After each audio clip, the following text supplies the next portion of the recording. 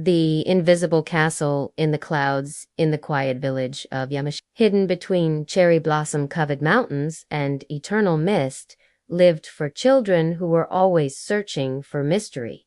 Their names were Hinata, the brave and oldest, Tomo, the dreamer who always gazed at the sky, Kori, who loved old maps and forgotten stories, and little Ren, whose laugh sounded like wind chimes. One day, while exploring the forest behind their school, they stumbled upon a peculiar tree.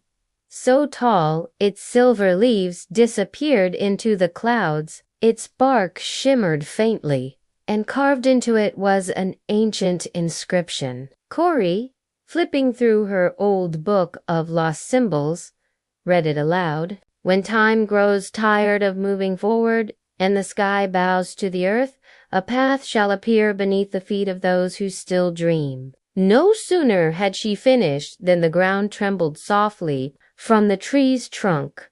A spiral staircase made of light appeared, rising into the sky. With wide eyes and pounding hearts, the children began to climb. The higher they went, the lighter the air became. The sounds of the world below faded, replaced by a soft melody, like distant whales singing in a dream. And then they broke through the clouds and saw the impossible, a castle floating in the sky. It was built of crystal and mist, with towers that seemed to breathe, floating gardens with dancing flowers, and bridges that extended at the slightest step. At its center stood a great clock with no hands, frozen in time. Hinata was the first to notice the strange sun above the castle.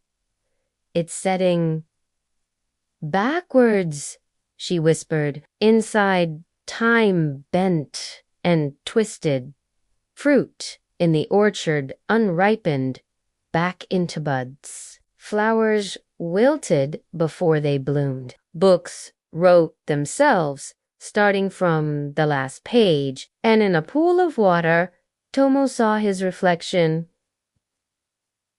as a baby. Time is going backward, Kori murmured. Why do the longer we stay, the younger we become. But the castle was mesmerizing. Each hall revealed a secret: the birth of stars, the first sky dragons, the invention of language. In a golden chamber, they found a frozen image of a king and queen, hand in hand, looking toward the horizon. A plaque read, "The guardians of time, trapped between the yesterday and the never." Curious, Rin reached out and touched the queen's stone hand. Light filled the room, and a deep voice echoed, "You have awakened the heart of time. But beware, the castle gives what you desire and takes what you fear to lose." The castle shifted. Walls moved. Mirrors reflected memories.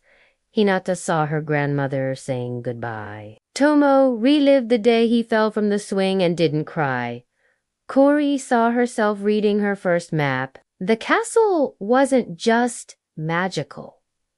It was teaching them to remember, to feel. Kori found a floating book with empty pages. Carefully, she wrote with her finger, "We want to go back." The castle seemed to sigh. A final staircase appeared, made of wind and soft cloud. But before leaving, Ren tiptoed back to the chamber of the guardians and placed his teddy bear in the Queen's hand. "So she won't be lonely," he whispered. Descending the stairway of light, the children returned to the village.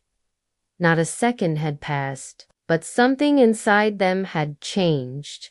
Hinata learned to treasure every little moment. Tomo began writing down his dreams. Kori decided she would become an archaeologist. And Ren, He still laughed like wind chimes, but now with the strength of someone who had walked inside the clouds. They never told anyone about the castle, but sometimes on summer afternoons they'd look up and see a glint of crystal between the clouds, invisible to the world, but alive in their hearts. And in the forest, the silverleaf tree still stands, whispering softly, waiting for the next child who dares to dream.